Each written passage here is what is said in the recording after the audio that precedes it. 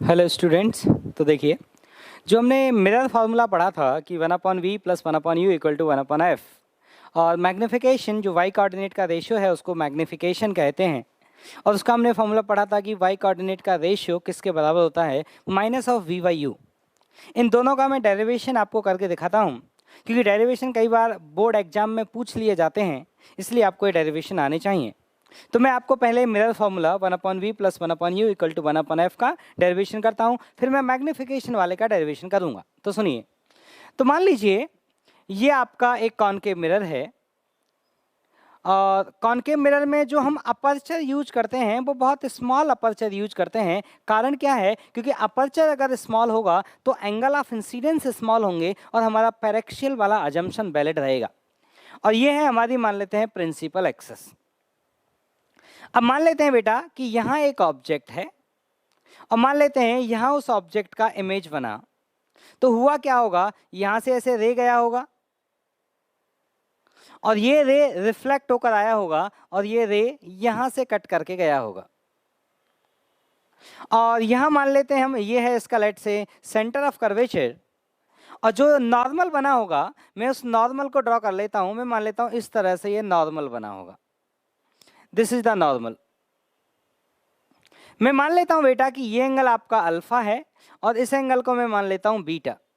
तो ये एंगल अगर बीटा होगा तो ये एंगल भी बीटा होगा। ये एंगल क्यों बीटा होगा, due to law of reflection, because ये है हमारी इंसिडेंट रे और ये है हमारी रिफ्लेक्टेड रे। तो हमारा जो ये वाला एंगल है, ये वाला एंगल क्या होगा, ये एंगल होगा अल्फा प्लस बीटा। और अगर हम इस एंगल की बात करें, ये एंगल हो जाएगा अल्फा प्लस 2 बीटा। ठीक, अब इसको मैं आपको सॉल्व करता हूं, और ये अल्फा बीटा और अल्फा प्लस 2 बीटा ये सारे एंगल्स स्मॉल हैं क्योंकि पैरेक्शियल अजम्पशन है। अब आप क्या करिए, यहां से एक परपेंडिकुलर डालिए। अब देखिए, ये वाली जो आपकी डिस्टेंस है, ये वाली डिस्टेंस लगभग 0 है। इस वाली डिस्टेंस को हम अप्रोक्सीमेटली क्या यूज करेंगे, लगभग 0 की यूज करेंगे। क्यों यूज करेंगे, क्योंकि अपर्चर जो होता है ना वो बहुत स्मॉल साइज का होता है। आप बोलोगे कि ये यहाँ तो हमें 0 नहीं लग रहा, क्योंकि मैंने समझाने के लिए मिरर को थोड़ा बड़ा बनाया है। लेकिन मिरर इतना बड़ा नहीं होता, बहुत स्मॉल मिरर्स के लिए हम बात करते हैं जहाँ पे अपर्चर का साइज बहुत स्मॉल होता है। तो जो मेरा यहाँ से यहाँ तक का ये डिस्टेंस होगा x1, मैं इस डिस्टेंस को x1 मान लेता हूं। इस डिस्टेंस को, और या फिर मैं इस डिस्टेंस को, मैं दोनों को ही x1 बोलूंगा क्योंकि ये लगभग 0 है। यहां तक का जो ये डिस्टेंस है इसको मैं बोल देता हूं x2, और यहां तक का जो ये डिस्टेंस है, यहां तक का जो ये डिस्टेंस है इसको मैं बोल देता हूं x3। ठीक, तो जितना डिस्टेंस यहां से अगर ये x3 है तो मैं यहां से भी डिस्टेंस को x3 ही बोलूंगा, क्योंकि ये डिस्टेंस क्या है, लगभग 0। और इस डिस्टेंस को मैं मान लेता हूं बेटा, लेट से स्मॉल h, या फिर स्मॉल h मान लें, या फिर लेट से इसको y मान लें। ठीक है, y नहीं मानना है आपको, आप इसे l मान लें, नो प्रॉब्लम। अब आप देखिए, मैं कुछ कुछ ट्राइंगल आपको मेंशन करके दिखा रहा हूं। इस पॉइंट का नाम लिख देते हैं लेट से हम p, और इस पॉइंट का नाम लिख देते हैं a। मैं कह रहा हूं आप ट्राइंगल ए पी आई देखिए, ट्राइंगल ए पी आई। अगर हम ट्राइंगल एपीआई की बात करें तो इस ट्राइंगल से आप 10 अल्फा प्लस 2 बीटा का वैल्यू लिखिए। वो कितना आएगा, वो आएगा that L upon this length. अब ये जो लेंथ है यहाँ से यहाँ तक, इसको मैं x1 बोलूँ या मैं इसको x1 बोलूँ, बात बराबर है क्योंकि ये लगभग 0 है। तो ये आएगा l बाई x1। और यहाँ पे अल्फा और बीटा बहुत स्मॉल होते हैं, इसलिए मैं इसको लिख सकता हूँ alpha plus 2 beta that equal to l by x1। ये हुआ इक्वेशन नंबर 1। इक्वेशन नंबर 2, आप दूसरा ट्राइंगल देखिए, ए पी सी, ये बड़ा वाला ट्राइंगल। और इस बड़े वाले ट्राइंगल में लिखिए tan of alpha plus beta. इसका जो वैल्यू आएगा वो क्या आएगा, this upon that distance L2, तो ये आया L अपॉन x2। और एंगल बहुत स्मॉल है, इसलिए मैं इसको क्या लिख सकता हूं, अल्फा प्लस बीटा ये बराबर है L upon x2। This is equation number 2। आप तीसरा ट्राइंगल देखिए, ट्राइंगल कौन सा, APO, ट्राइंगल APO। अगर हम ट्राइंगल APO की बात करें तो इससे आप tan अल्फा लिखिए, और tan अल्फा का जो वैल्यू आएगा वो आएगा L by x3। tan alpha का जो वैल्यू आएगा वो आएगा L बाई x3। और अगर आपका अल्फा बहुत स्मॉल है तो टेन अल्फा को हम क्या लिख सकते हैं, सिंपली अल्फा लिख सकते हैं, और ये बराबर है आपका L/x3। ये हुआ इक्वेशन नंबर 3। ठीक, अब सुनना, अब इन तीनों इक्वेशन को हमें मैनिपुलेशंस करनी है। तो देखिए आप क्या करिए, यहाँ से अल्फा का वैल्यू 2 में पुट करिए और यहाँ से अल्फा का वैल्यू आप 3 में पुट करिए और अल्फा को फिर इस साइड में भेज दीजिए। तो इक्वेशन नंबर 1 से यहाँ से देखिए 2 बीटा का जो वैल्यू आया वो कितना आया, वो आया L/x1 माइनस अल्फा, और अल्फा का वैल्यू कितना है L/x3। यहाँ पे अल्फा पुट करिए ले जाके, तो यहाँ से जो बीटा आया बेटा वो कितना आया, वो आया L/x2 माइनस L/x3। अब आप इस इक्वेशन में 2 का मल्टीप्लाई करिए और इन दोनों का अगर LHS बराबर है तो इन दोनों का RHS भी बराबर होना चाहिए। तो इसमें 2 का मल्टीप्लाई हम करेंगे पहले, और 2 का मल्टीप्लाई करने के बाद मैं ऐसा बोलूंगा कि इन दोनों का LHS बराबर है तो RHS भी बराबर होना चाहिए। तो L/x1 माइनस L/x3 बराबर होगा 12/x2 माइनस 12/x3। L/x3 को आप उस साइड में ले जाइए, तो ये आया आपका L/x1 इक्वल टू, यहाँ पे देखिए आपका L/x2 माइनस L/x3, और यहाँ पे भी आया L माइनस x1/L+x3। इसमें आपने 2 का मल्टीप्लाई किया, ठीक है। तो आप ऐसा करिए, L/x3 को इधर ले आइए, 2L/x3 को, तो ये आया L/x1 plus L/x3 that equal to 2L/x2। L common लेके कट जाएगा, तो L जब कॉमन लेके कट जाएगा तो ये आया आपके पास, L को हटा दीजिए, तो ये आया आपके पास 1/x1 प्लस 1/x2 बराबर आया 1/x2/2 के। ठीक, अब यहां से सुनना, ये हमारा कॉनकेव मिरर है, तो इसमें जो इंसिडेंट रे होंगी वो इस डायरेक्शन में होंगी। तो ये हमारा ओरिजिन होगा 0,0, जिसको हम पोल कहें, पोल जो है। ठीक, अब रे हमारी राइट साइड में इंसिडेंट होंगी, तो ये वाला जो एक्सिस होगा वो होगा पॉजिटिव एक्स एक्सिस, और ये वाला जो एक्सिस होगा वो होगा नेगेटिव एक्स एक्सिस। ठीक, अब मुझे बताओ बेटा, ये जो हमारा लोकेशन है, ये इमेज का लोकेशन है, इसका कोऑर्डिनेट कैसा होगा, नेगेटिव होगा। और कोऑर्डिनेट को हम किससे लिखते हैं, स्मॉल v से लिखते हैं। तो मुझे बताइए, अगर मुझे ये डिस्टेंस x1 लिखनी है तो डिस्टेंस x1 को मैं क्या लिख सकता हूं, मैं यहां लिख के दिखाता हूं। डिस्टेंस x1 को मैं लिख सकता हूं -v। क्यों, देखिए डिस्टेंस कभी भी नेगेटिव नहीं होती, डिस्टेंस हमेशा पॉजिटिव होती है। और ये जो इमेज है, इसका जो कोऑर्डिनेट है, और इमेज के कोऑर्डिनेट को हम v से रिप्रेजेंट करते हैं, तो इस v का वैल्यू नेगेटिव होगा। तो इस नेगेटिव में मैं अगर एक नेगेटिव और लगा दूंगा तो नेगेटिव v ऑलरेडी है, एक नेगेटिव और लग गया तो क्या हो गया, पॉजिटिव। तो x1 का वैल्यू क्या आया, पॉजिटिव। मतलब अच्छी बात है, डिस्टेंस पॉजिटिव ही होना चाहिए। सिमिलरली अगर मैं x3 के लिए बात करूं तो x3 को मैं लिखूंगा -u। क्यों -u, क्योंकि यहां आपकी ऑब्जेक्ट है, ऑब्जेक्ट का x कोऑर्डिनेट हम u से लिखते हैं, u की वैल्यू कैसी है, नेगेटिव। तो अगर इसके आगे मैं एक माइनस और लगा दूंगा तो वो कौन हो जाएगा, पॉजिटिव, और ये कौन हो जाएगी आपकी द डिस्टेंस कितना, x2। अगर मैं सेंटर ऑफ कर्वेचर की बात करूं तो मुझे बताइए, फोकस इसका कहीं यहाँ होगा, फोकस का जो कोऑर्डिनेट होगा वो कैसा होगा, नेगेटिव। तो फोकस के कोऑर्डिनेट के लिए मैं सिंबल इस्तेमाल कर रहा हूं f कौन है, कोऑर्डिनेट ऑफ फोकस। f जो है आपका वो है कोऑर्डिनेट ऑफ फोकस।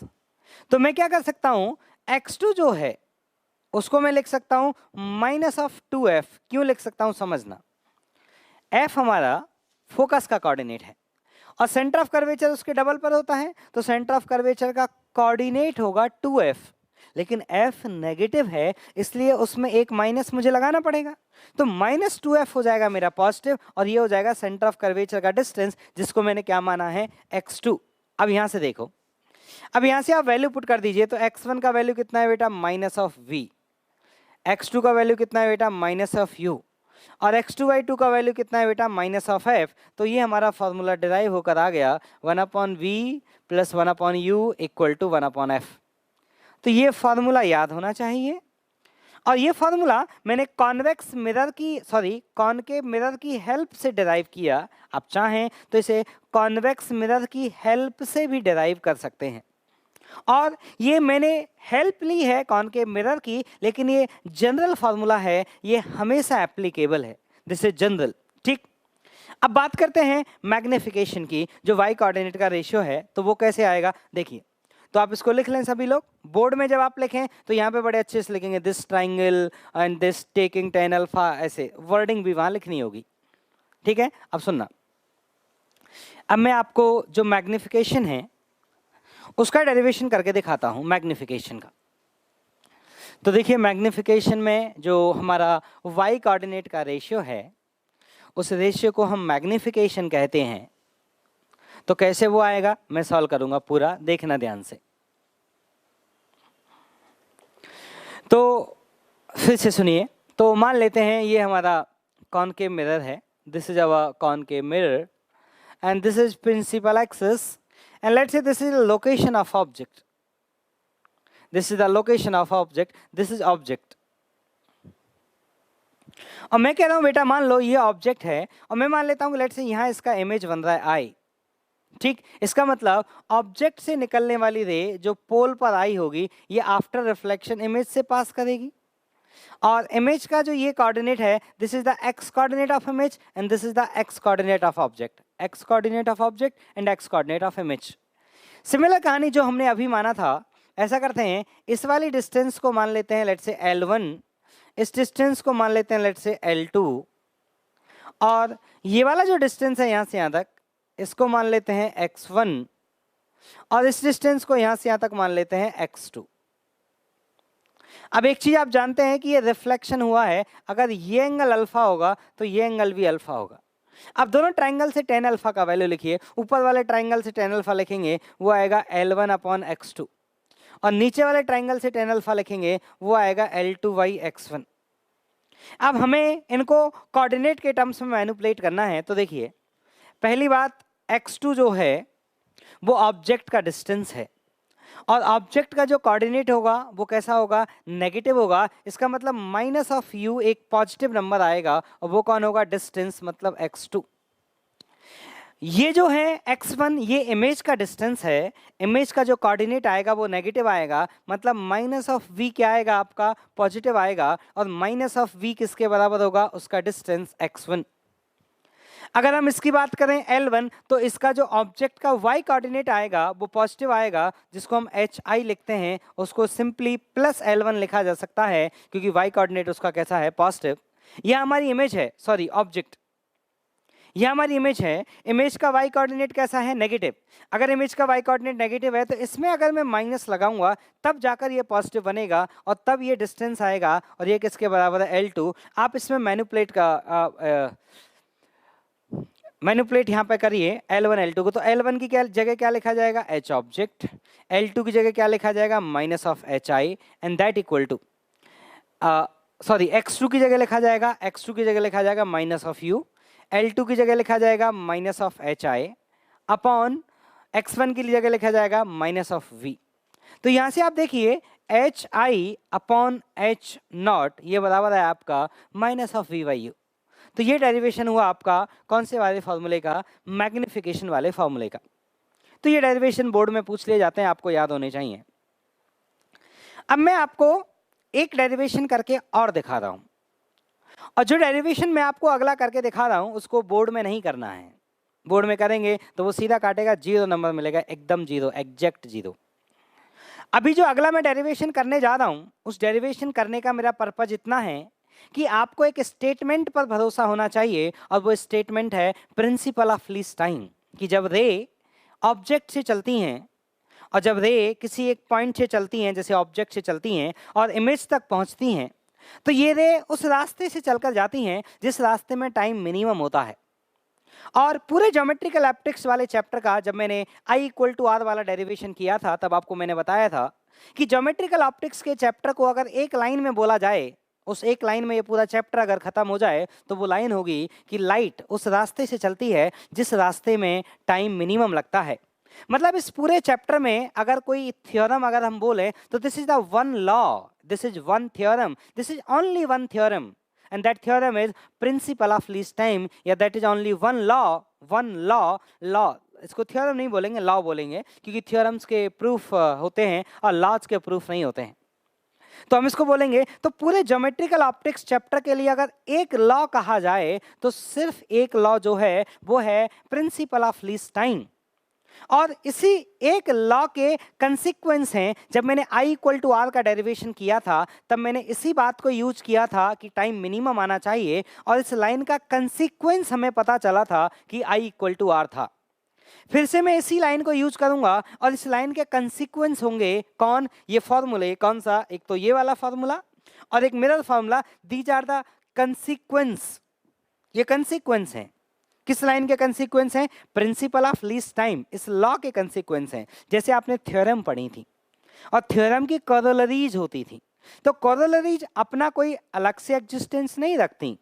वो जो थ्योरम है वो उसी के स्पेशल केस हैं या उसी के फर्दर पार्ट हैं। तो मेन चीज थ्योरम होती है और कोरोलरीज उसकी सब्सिडी है।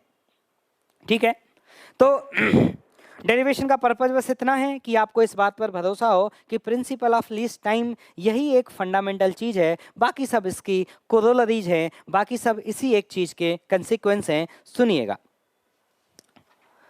डेरिवेशन ध्यान से देखना, स्टेप बाय स्टेप फॉलो करना। डेरिवेशन में बहुत टर्म आएंगी, लेकिन आप मैथमेटिकल पार्ट पे फोकस करिएगा कि कहीं कोई गलती तो नहीं हो रही, क्योंकि अगर कहीं गलती नहीं हुई होगी तो अंत में जो रिजल्ट आएगा वो भी सही आएगा, बिना गलती के आएगा। तो मेन फोकस आपको करना है कि step by step mathematical term को फॉलो करें। मैं यहाँ आपको लिख के दिखा देता हूँ। तो मान लेते हैं ये एक हमारा कॉनकेव मिरर है, this is our concave mirror. और कॉनकेव मिरर में एक ऑब्जेक्ट मान लेते हैं, यहाँ कहीं ऑब्जेक्ट है, दिस इज आवर ऑब्जेक्ट। मान लेते हैं ये ऑब्जेक्ट है, this is our object and this is our image, यहाँ इमेज है। और ये है हमारा एक्स एक्सिस, ये है हमारा पॉजिटिव एक्स एक्सिस, और ये है हमारा ओरिजिन 0,0, और ये है हमारा वाई एक्सिस। तो जैसा कि हम पोल पर ओरिजिन मानते हैं। और ये वाला जो पॉइंट है इसका अपना एक एक्स कोऑर्डिनेट होगा, let's say that is you, और इसका y कोऑर्डिनेट होगा, let's say that is h object. और इस ये हमारी इमेज है, और इस इमेज का x कोऑर्डिनेट होगा, लेट्स से v, और इमेज का y कोऑर्डिनेट होगा, let's say hi। This is the y coordinate. अब मैं आपसे क्या कह रहा हूं कि ऑब्जेक्ट से जो भी रे चलेंगी, जितनी भी रे निकलेंगी, ऑब्जेक्ट से कितनी रे निकलती हैं? इनफाइनाइट नंबर ऑफ रेज निकलती हैं, और सभी की सभी रे आफ्टर रिफ्लेक्शन कहाँ जाकर मीट करती हैं? इमेज पर, इमेज वाले पॉइंट पर जाकर मीट करती हैं। तो मैं एक लाइन बना रहा हूँ, जैसे ये एक रे चल के गई जो पोल पर गई, ये रे आफ्टर रिफ्लेक्शन कहाँ जाकर मिलेगी? ये रे आफ्टर रिफ्लेक्शन इमेज वाले पॉइंट पर जाकर मिलेगी। यहाँ पर अगर मैं कोई और रे कंसीडर करता हूँ, this is let's say another रे, दिस इज अनदर रे, ये भी आफ्टर रिफ्लेक्शन कहाँ जाएगी? यहाँ जाएगी। अब देखो ये जितनी भी रे हैं, जितनी भी रे हैं, और ये जिस जिस रास्ते से चल के आ रही हैं, ये सब मिनिमम टाइम वाले रास्ते हैं। यहाँ से यहाँ तक पहुँचने के ये मिनिमम टाइम वाले रास्ते हैं। और सबसे इंपॉर्टेंट लाइन जो अब मैं बोलने जा रहा हूँ, ये जितनी भी रेज हैं, मैंने यहाँ पे 2 बनाई हैं, आप 1000 और बना सकते हैं। ये जितनी भी रेज हैं, ये सभी को यहाँ तक पहुँचने का जो टाइम होता है वो बराबर होता है। और वो टाइम किसके बराबर होता है? मिनिमम टाइम के बराबर होता है, क्योंकि जितनी भी रे यहाँ से यहाँ तक चलती हैं वो मिनिमम टाइम में चलती हैं। अब मान लीजिए मिनिमम टाइम मान लीजिए 1 मिली सेकेंड है या 1 माइक्रो सेकेंड है, तो इस वाली रे को भी टाइम कितना लगा है? 1 माइक्रो सेकेंड। इसको भी कितना लगा है? 1 माइक्रो सेकेंड। और जितनी भी रे आप बनाएंगे यहाँ से यहाँ तक, अगर यहाँ पे 1 लाख रे बनाएंगे तो 1 लाख रे यहाँ आकर कट करेंगी, और सभी 1 लाख रे को टाइम बराबर ही लगेगा। अगर इस वाली रे को 1 मिली सेकेंड लगा है तो इसको भी कितना लगेगा? 1 मिली सेकेंड। ठीक, तो अगेन मैं वही बात कर रहा हूं कि जो रे हैं वो यहाँ से यहाँ तक उस मिनिमम टाइम में पहुंचती हैं, और सभी के लिए वो मिनिमम टाइम बराबर है, क्योंकि वो मिनिमम है। तो मिनिमम तो एक ही वैल्यू होगी ना, 1000 चीज मिनिमम नहीं हो सकती। ठीक, तो दिस इज ग्लोबल मिनिमम, मतलब इन सभी रे को जो टाइम लगता है यहाँ से यहाँ तक पहुँचने का, वो टाइम बराबर लगता है, और वो टाइम उस मिनिमम टाइम के बराबर होता है। And this is the principal of least time. मैं इसी एक लाइन को यूज कर रहा हूँ, और इसी एक लाइन का कंसिक्वेंस होगा दीज मिरर फॉर्मूला। देखिएगा बड़े ध्यान से। हमारी जो रे हैं वो एक ही मीडियम में चली हैं। मैं मान लेता हूँ ये एक ही मीडियम, लेट्स से वैक्यूम है। मैं मान लेता हूँ ये एक ही मीडियम है, और ये मीडियम कौन है? ये वैक्यूम है। तो इस वैक्यूम में जब ये रे चली हैं तो सभी जगह स्पीड बराबर रहा होगा। और अगर सबको टाइम बराबर लगा है तो सबकी ट्रेवल्ड डिस्टेंस भी बराबर रहेगी। क्यों? क्योंकि इस रास्ते पर रे चल के आए चाहे इस रास्ते पर रे चल के आए, हमेशा स्पीड दोनों का बराबर है, दोनों को टाइम बराबर लगा है तो दोनों ने लेंथ बराबर चली है। इसका मतलब ये वाला लेंथ और ये वाला लेंथ का समेशन बराबर आएगा this length plus this length. मतलब पाथ लेंथ ऑफ रे 1 और पाथ लेंथ ऑफ रे 2 बराबर होनी चाहिए। कहां से कहां तक? ऑब्जेक्ट से लेके इमेज तक, क्योंकि रे 1 को जो टाइम लगा है, टाइम टेकन बाय रे 1 बराबर time taken by ray 2 to reach from O to I, from object to image.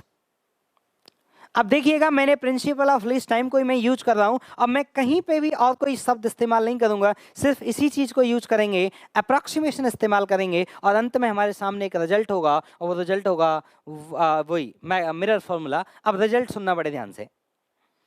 तो मैं ये कह रहा हूं बेटा कि जहां ये रिफ्लेक्शन हुआ इस मिरर पे, इस पॉइंट के अपने कोऑर्डिनेट होंगे, तो मैं कोऑर्डिनेट मान लेता हूं इसके, वो है x, y।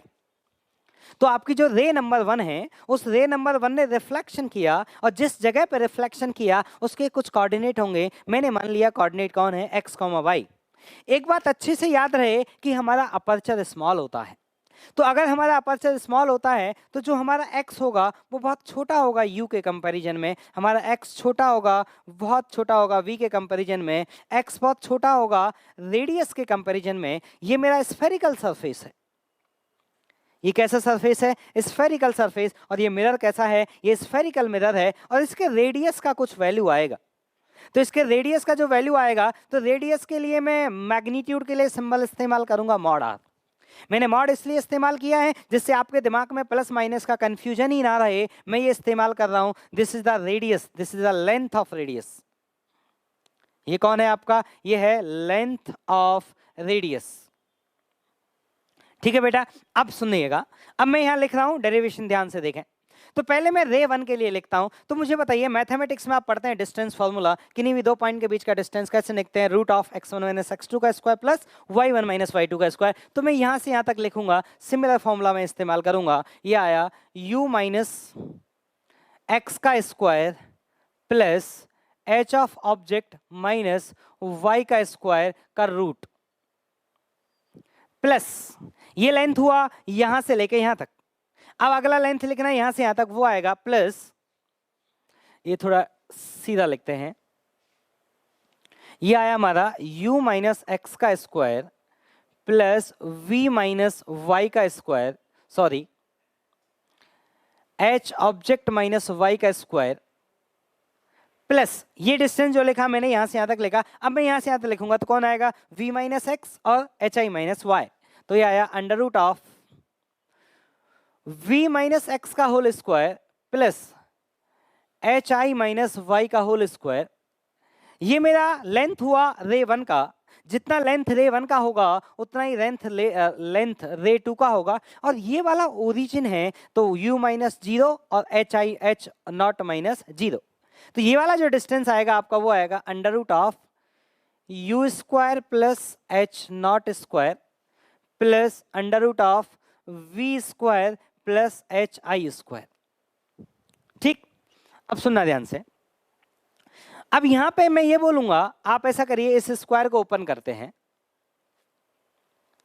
इस वाले स्क्वायर को जब मैं ओपन करूंगा तो मैं लिख दूंगा u square minus 2ux plus X square. अब मैं ये कह रहा हूं बेटा, एक तो x हमारा बहुत छोटा है u से, और उसका भी हो गया स्क्वायर। अरे स्क्वायर तो बहुत ज्यादा छोटा हो जाएगा, और इस एक्स स्क्वायर को u स्क्वायर में ऐड करने का तो कोई मतलब ही नहीं बनता। क्यों? क्योंकि x बहुत छोटा है, बहुत ही छोटा है, उसका भी हो गया स्क्वायर, तो वो हो गया और छोटा। तो ये बात तो तय है कि भाई एक्स स्क्वायर को u स्क्वायर में ऐड करने का कोई मतलब नहीं बनता। अब आपके मन में हलचल होगी तो इसको भी भगा दो। तो मैं ये बोलूंगा बेटा कि देखो, एक बड़ा नंबर है और एक छोटा नंबर है। हो सकता है ये नंबर एक कंपेरेबल नंबर आ जाए, लेकिन ये तो छोटे का स्क्वायर हो रखा है, तो इसको तो ऐड करने का कोई मतलब नहीं बनता। मतलब इन दोनों में से अगर एक को ही हमें भगाना है तो हम इसको भगाएंगे, क्योंकि ये बहुत छोटा नंबर होने वाला है। प्लस यहां पे क्या लिखा है? ये लिखा है h नॉट माइनस वाई का स्क्वायर। सिमिलर कहानी मैं यहां लिखूंगा एज इट इज एकदम कि that V square minus 2vx plus X square, और सेम लॉजिक मैं यहां बोलूंगा जो मैंने वहां बोला था, और एच आई माइनस वाई का whole square and that equal to under root of U square plus H not square plus under root of V square plus H I square. ठीक, अब आगे की कैलकुलेशन देखिए। अब आपको समझ में आ रहा है मैं अप्रोक्सीमेशन करने जा रहा हूं कि मुझे एक्स स्क्वायर को ऐड नहीं करना है यहाँ पे, तो मैं क्या लिखने जा रहा हूं, बड़े ध्यान से देखें, मैं यहाँ पे लिखने जा रहा हूं मैं under root of U square plus H not minus Y का whole square minus 2ux plus, similar story यहां पर V square plus H I minus Y का square, H I minus Y का square minus 2vx that equal to, यहां से मैं u square common लूंगा तो बाहर कॉमन आएगा u, और ये आया H not square upon U square की पावर 1/2 प्लस v बाहर कॉमन आएगा क्योंकि रूट है 1 plus H I square upon V square की पावर 1/2। यहां तक मेरे हिसाब से अभी तक किसी को कोई प्रॉब्लम नहीं होनी चाहिए। अब मैं कह रहा हूं बेटा यहां से आप यू स्क्वायर कॉमन निकालें, यहां से आप वी स्क्वायर कॉमन निकालें, और यहां बाइनोमियल अप्रोक्सीमेशन लगेगा। क्यों लगेगा बाइनोमियल अप्रोक्सीमेशन? क्योंकि जो हमारी ऑब्जेक्ट की हाइट होती है, ये जो हाइट होती है ये बहुत स्मॉल आती हैं। क्यों? क्योंकि अगर ये स्मॉल नहीं होंगी तो पैरेक्शियल अजम्पशन वैलिड नहीं रहेगा, इसलिए यहां मैं बाइनोमियल लगाऊंगा, यहां भी मैं बाइनोमियल लगाऊंगा, और यहां पे मैं यू स्क्वायर कॉमन लूंगा और यहां पे भी मैं बाइनोमियल लगाऊंगा, तो बाहर आएगा यू, क्या आया 1 plus H not minus Y का whole square minus 2ux upon U square की power 1/2 plus 1 plus H I minus Y का whole square minus 2vx upon V square की पावर 1/2। और बाइनोमियल आप चाहें तो इस स्टेप में लगा लें और चाहे अगले स्टेप में लगा दें, चलिए मैं यही लगा देता हूं। तो ये आया u into 1 plus H not square upon 2u square, और ये आया v into 1 plus H I square divided by 2v square. Binomial approximation आपको याद होना चाहिए कि 1 प्लस एक्स की पावर n को लगभग 1 प्लस nx लिखा जाता है यदि x बहुत छोटा हो जाए 1 से, ये आपको याद होना चाहिए। अब मैं कह रहा हूं बेटा again same story, that upper term is very less compare to that lower term, ये अगेन 1 से स्मॉल है, तो अगेन आप 1 से बाइनोमियल अप्रोक्सीमेशन लगाइए और u को अंदर ले आइए। तो जब आप बाइनोमियल अप्रोक्सीमेशन लगाएंगे और u को अंदर लाएंगे तो देखिए मैं डायरेक्ट लिखता हूं, ये आएगा u प्लस, चलिए ऐसा करते हैं u को अंदर बाद में लाते हैं, धीमे धीमे करते हैं, गलती नहीं होगी, ज्यादा अच्छा है। तो ये आएगा मेरा एच नॉट माइनस वाई का whole square minus 2ux upon 2u square plus 1 plus H I minus Y का whole square minus 2vx upon 2v square, और इधर हम u का मल्टीप्लाई कर देते हैं, ये आया u plus H not square upon 2u plus v plus H I square upon 2v। अगली लाइन बड़े ध्यान से, मैं u का मल्टीप्लाई कर रहा हूं अंदर, तो ये आएगा u प्लस, ये आएगा एच नॉट माइनस वाई का whole square minus 2ux upon 2u। यहां पे बाहर कौन था हमारा, यहां पे हमने बाहर v कॉमन निकाला था, ये v यहां बाहर था, देखिए यहां का बाहर v छूट गया, ये v था यहां पे। जब v का हम यहाँ, ये v बाहर है यहाँ पे, जब v का अंदर मल्टीप्लाई होगा तो ये आएगा v plus H I minus Y का whole square minus 2vx divided by 2v, और राइट साइड में जो लिखा हुआ है वो लिखा है u plus H not square upon 2u plus v plus H I square upon 2v। अब आप ध्यान से देखिए, कुछ कुछ टर्म कटेंगी, तो देखिए u और v कैंसिल आउट, और ये कोऑर्डिनेट है, कोई डिस्टेंस नहीं है, कोऑर्डिनेट में काम किया है मैंने पूरा, डिस्टेंसेस नहीं है। अब मेरे पास नीचे जगह नहीं है तो मैं ऊपर लिखूंगा, तो आप लिखना चाहें तो लिख लें। ठीक, अब सुनना ध्यान से, स्टेप्स फॉलो करिएगा, डेरिवेशन देख के आपको बहुत मजा आएगा। तो सुनिएगा,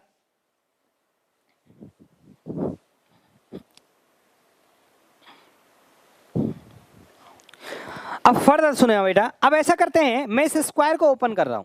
जब मैं इस स्क्वायर को ओपन करूंगा तो क्या आएगा, मैं यहां लिख के दिखाता हूं आपको। ये आएगा H not square upon 2u plus Y square upon 2u, H not square plus Y square upon 2u, और ये आएगा कितना, माइनस 2y एच नॉट, तो माइनस 2y एच नॉट, इसमें भी डिवाइड लगेगा 2u, और 2u से 2u पे यहाँ पे जाएगा, ये बचेगा माइनस एक्स प्लस, सिमिलर कहानी यहां आएगी, क्या आएगी, H I square upon 2v plus Y square upon 2v, देखो यहां पे similarly minus 2 of H I Y upon 2v, और 2v का यहां डिवाइड लगेगा तो ये बनेगा माइनस एक्स, और इधर क्या बचा हुआ है, इधर बचा हुआ है H not square upon 2v,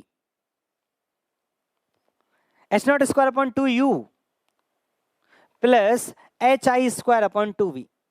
फिर कुछ कटेगा, देखो ध्यान से, H not square upon 2u, H I square upon 2v, H not square upon 2u, H I square upon 2v, cancel out, क्या बचा, यहां बचा वाई स्क्वायर अपॉन 2u, यहां क्या आएगा, यहां आया plus, sorry minus Y H not upon U minus X, यहां पे plus Y square upon 2v Y H I upon v and that minus X equal to 0।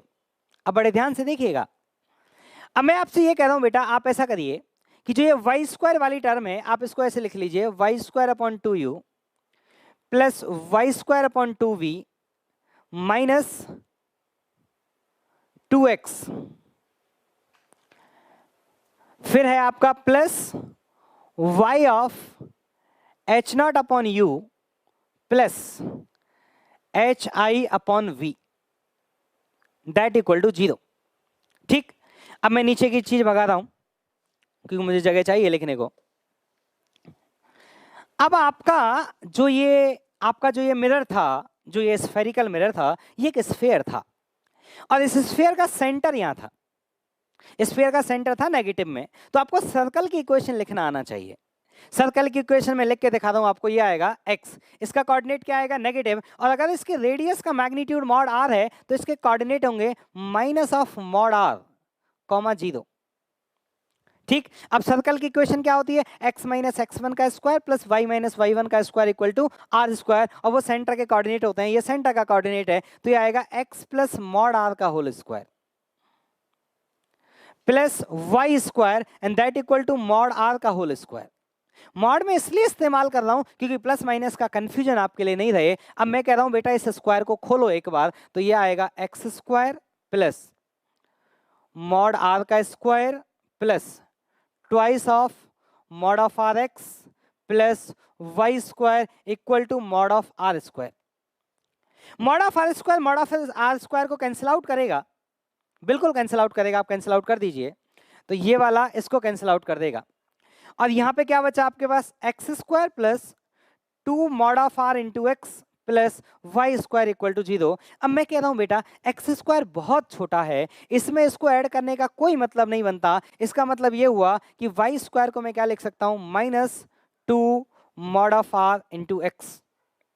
तो यहां पे जो हमारा वाई स्क्वायर लिखा हुआ है उसको आप रिप्लेस कर दीजिए minus 2 mod of R X से, तो ये आया minus 2 mod of R X divided by 2u plus minus 2 mod of R X divided by 2v minus 2x plus y, और ये आया h object upon u plus H I upon v and that equal to 0। यहां पे देखिए क्या हुआ, 2 से 2 cut गया और 2 से 2 कट गया, तो देखो यहां से क्या आया। अब आप ऐसा करिए, x कॉमन ले लीजिए, तो आप कॉमन लीजिए x, 2 से 2, अच्छा चलिए 2x कॉमन, अच्छा लिखते हैं, पहले लिखते हैं, ये आया आपके पास minus of mod of R X upon U, यहाँ पे लिखते हैं minus mod of R X upon V, और ये आया माइनस 2x प्लस वाई, ये आया आपके पास H not upon U plus H I upon V and that equal to 0। अब सुनना ध्यान से, अब कॉमन देखिए क्या आ रहा है, कॉमन हमारा x आ रहा है, तो x को कॉमन ले लीजिए, तो ऐसा करिए मॉड आर एक्स कॉमन ले दीजिए, तो minus mod R X common ले दिया मैंने, क्या बचेगा यहाँ पे, यहाँ बचेगा 1 upon U plus 1 upon V plus ये बचेगा, सॉरी हाँ, plus 2 upon mod of R plus Y, और ये क्या बचेगा, ये आया H not upon U plus H I upon V. अब एक बार देख लीजिए, सब कुछ ठीक लिया, minus mod R X common लिया, प्लस प्लस प्लस, यहाँ 2 होगा, नीचे मॉड आर होगा, ऑल राइट।